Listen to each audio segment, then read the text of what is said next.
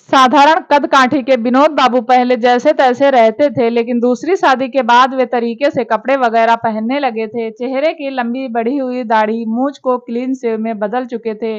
उनकी आंखों पर खूबसूरत प्रेम का चश्मा भी चढ़ गया था। इतना ही नहीं, सिर के खिचड़ी बालों को भी वे समय समय पर डाई करवाना नहीं भूलते थे। वैसे तो विनोद बाबू की उम्र 48 के करीब पहुंच गई थी, लेकिन जब से उनकी मंजुला से दूसरी शादी हुई थी, तब से वे सच समझ कर रहने लगे थे। इसका सुखद नतीजा यह हुआ कि वे अब 38 साल के आसपास दिखने लगे थे। इसी साल नवरात्रि के बाद अक्टूबर के दूसरे हफ्ते में विनोद बाबू मंजुला से कोर्ट मैरिज कर चुके थे। तब उनकी जिंदगी में अलग ही बदलाव दिखने लगा था। पहले वह छुट्टी के बाद भी किसी बहाने देर तक अपने स्कूल में जमे रहने की कोशिश करते थे, लेकिन अब ऐसा नहीं था। अभी शाम के 4:30 बज रहे थे। विनोद बाबू अपनी बाइक खड़ी करके घर में कदम रख चुके थे। वह फ्रेश होने के बाद खुद को तरोताजा महसूस करने लगे थे। मंजुला घर की छोटी-मोटी चीज़ों को सहेजने में लगी हुई थी। बेटा-बेटी ट्यूशन पढ़ने गए थे। मंजुला को अकेली देखकर विनोद बाबू ने उन्हें पकड़कर अपनी गोद में बैठाने की कोशिश की। मंजुला बनावटी गुस्सा जाहिर करते हुए बोली, "मम्मी जी अपने कमरे में ही हैं, आपकी आवाज़ सुनकर इधर आ जाएँगी। मैं अपनी माँ को बहुत अच्छी तरह से जानता हूँ, हम दोनों के रहते हुए इस कमरे में कभी नहीं आएँगी।" इतना कहते हुए मंजुला को अपनी बाहों में भरकर प्यार करने लगे। तभी सासू माँ ने बहू को आवाज लगाई। मंजुला खुद को छुड़ाते हुए अपनी सासू माँ के कमरे की तरफ चली गई। सासू माँ ने मंजुला से कहा, "बहू चाय बना दो।" मंजुला ने हाँ कह दी। वैसे उन्हें पता है कि सास को शाम के समय अपने पड़ोसियों के घर आने जाने की बुरी आदत है। जब तक वो 2-4 लोगों से जी भरकर बातें नहीं कर लेती हैं, उनका मन ही नहीं लगता है। मंजुला नीले रंग की साड़ी में काफी खूबसूरत लग रही थी। उसने अपने होठों पर हल्के गुलाबी रंग की लिपस्टिक लगा रखी थी। लंबे और खुले बाल उसकी खूबसूरती को बढ़ा रहे थे। सासू माँ के कमरे से लौटने के बाद मंजुला विनोद बाबू से कहा, "आप स्कूल से थक कर आए हैं, थोड़ी देर आराम कर लीजिए, मैं आपके लिए भी चाय बनाकर ला रही हूँ।" मंजुला ने कुछ दिन में ही घर की रंगत ही बदल डाली थी। विनोद बाबू की पहली बीवी रजनी कैंसर के चलते गुजर गई थी। तकरीबन 6 महीने तक कैंसर अस्पताल में भाग दौड़ कर अपनी बीवी की समय समय पर कीमोथेरेपी कराते व इधर उधर से पैसे जुटाकर पानी की तरह बहा चुके थे, लेकिन आखिरी बार हुई कीमोथेरेपी के बाद दस्त और उल्टी इतनी ज्यादा बढ़ गई थी कि उन्हें अकेला छोड़कर चली गई। रजनी की मौत के बाद विनोद बाबू का घर में रहना मुश्किल हो गया था। वह बेमन से अपने घर में आते थे। वह सिर्फ अपने 10 साल के बेटे और बूढ़ी माँ के लिए, पर सब्र बुरे वक्त का सबसे बड़ा मरहम होता है। कई साल गुजर गए थे। पत्नी की मौत के बाद ऐसा लगा था कि विनोद बाबू दोबारा शादी नहीं करेंगे। जब पूरी दुनिया के साथ अपने देश में कोरोना की शुरुआत हुई, तो वास्तव के लिए आफत के लेकर आई थी। विनोद बाबू को कोरोना महामारी के दौरान अपने स्कूल में बने सेंटर में काम करना पड़ा था। वह दूसरे राज्यों से आए हुए लोगों की काफी मुस्तैदी से सेवा में जुटे हुए थे, लेकिन उन्हें वहां ड्यूटी करना महंगा पड़ गया था, क्योंकि वह खुद भी कोविड-19 के चपेट में आ चुके थे। सभी साथी टीचरों ने एम्बुलेंस बुलाकर विनोद बाबू को अस्पताल में भर्ती करवा दिया था। वह कई दिनों से अस्पताल के वार्ड में पड़े हुए थे। घर पर बेटा और बूढ़ी माँ थी। उनका छोटा भाई अपने बीवी बच्चों के साथ अलग रह रहा था। विनोद बाबू अपनी माँ और बेटे के साथ अलग रहते थे। विनोद बाबू 2 दिन पहले इस वार्ड में मंजुला आई थी। सांवले रंग की मंजुला देखने में काफी दुबली पतली लग रही थी, पर खूबसूरत बहुत ही थी। रह रहकर उनकी नजरें मंजुला की ओर चली जा रही थी। 2 दिन बाद रात में विनोद बाबू की तबीयत अचानक ज्यादा बिगड़ने लगी थी। रात की शिफ्ट में काम करने वाले डॉक्टर और नर्स सो रहे थे। उन्हें भी माहवारी के चलते ज्यादा काम करना पड़ रहा था।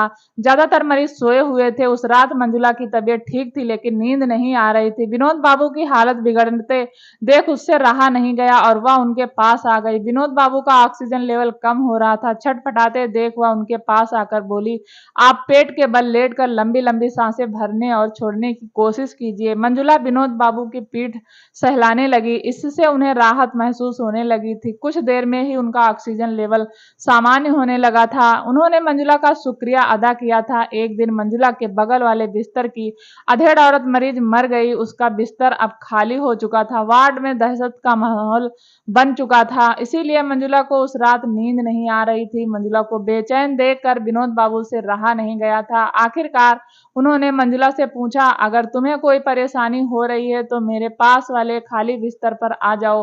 "नहीं, ऐसी कोई बात नहीं है।" मंजुला ने नहीं कह तो दिया था, पर वह उस दिन काफी डर गई थी। विनोद बाबू के बार बार कहने पर मंजुला उनके बगल वाले खाली बिस्तर पर आ गई थी। "तुम्हारे घर में कौन कौन लोग हैं?" "मेरे घर में सास ससुर, पति के अलावा 7 साल की एक बेटी है।"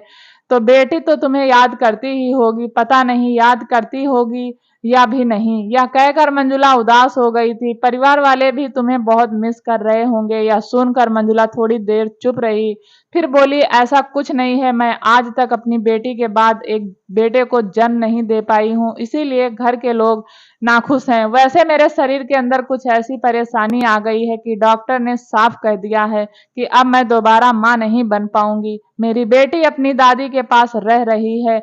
वह सब तो चाहते हैं कि मैं मरूं तो मेरे पति को दूसरी शादी करने का मौका मिल जाए, ताकि उनके घर में बेटे का जन्म हो सके। विनोद बाबू हैरानी से मंजुला के चेहरे की ओर देख रहे थे, इसीलिए मैं कुछ देर तक चुप रही।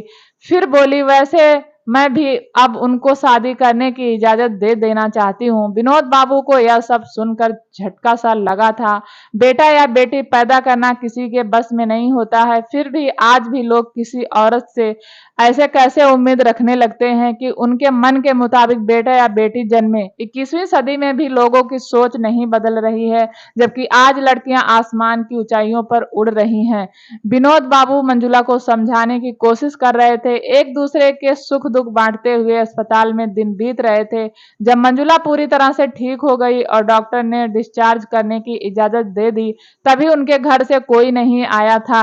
मंजुला के पति अस्पताल में भर्ती कराने के बाद यह कहकर जा चुके थे, तुम मर भी जाओगी तो मैं भी तुम्हें देखने नहीं आऊंगा।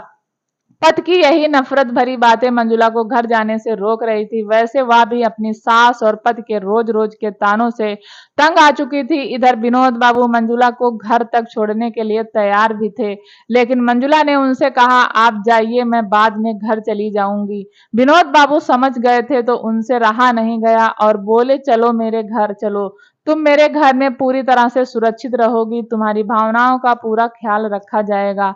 मंजुला जानती थी कि विनोद बाबू के साथ वह वाकई महफूज रहेगी और फिर कुछ सोचते हुए उसने हाँ कह दी थी। अब मंजुला विनोद बाबू के घर में रहने लगी थी और इस बात का पता उसके पति और परिवार वालों को चला था तो उनके तेवर और सुर बदल गए थे। उन्होंने विनोद बाबू पर मंजुला को बरगलाने का आरोप लगाया था, लेकिन मंजुला अपने फैसले पर अडिग रही थी। विनोद बाबू के परिवार की मदद से मंजुला अपने पति से तलाक लेने के लिए कोर्ट में अर्जी दाखिल कर चुकी थी। तकरीबन 2.5 साल तक केस चलता रहा। जब भी वह अदालत में जाती थी, विनोद बाबू की माता जी उनके साथ रहती थी। तकरीबन 2.5 साल की भागदौड़ और सामाजिक हिकारत सहने के बाद मंजुला अपने पति से तलाक ले पाई थी। तलाक के अगले दिन यानी दशहरा के बाद अक्टूबर के दूसरे हफ्ते में कोर्ट में ही मंजुला विनोद बाबू की दूसरी पत्नी बनना स्वीकार कर चुकी थी। मंजुला को कोर्ट के आदेश के मुताबिक बेटी को भी अपने पास रखने की परमिशन मिल चुकी थी, क्योंकि बेटी भी अपनी मां के साथ ही रहना चाहती थी। मंजुला अपने सासू मां को चाय पिला चुकी थी। सासू मां चाय पीने के बाद अपनी सहेली के घर जा चुकी थी। अब मंजुला ट्रे में 2 चाय कप लेकर अपने कमरे में हाजिर थी। मंजुला ने जैसे ही टेबल पर चाय की ट्रे रखी, विनोद बाबू ने उसके होंठ को छू लिया। वह भी उनके गले लग गई थी। आखिर में उसने इशारा किया, जनाब चाय ठंडी हो जाएगी। वह दोनों बातें करते करते हुए चाय पीने लगे थे। मंजुला चाय खत्म कर विनोद बाबू के बगल में आकर लेट गई थी। तुम्हारे साथ बातें करने में ही मेरी सारी थकान मिट जाती है, विनोद बाबू मनुहार करते हुए बोले थे। मंजुला ने अपना सिर उनके सीने पर रख दिया। सालों बाद उन्हें ऐसी खुशी मिल रही थी। अब दोनों आराम से खुशी खुशी अपना जीवन बिता रहे थे और बहुत ही ज्यादा खुश थे। कहानी अच्छी लगी हो तो प्लीज चैनल को सब्सक्राइब जरूर करें। कहानी सुनने के लिए आपका बहुत बहुत धन्यवाद।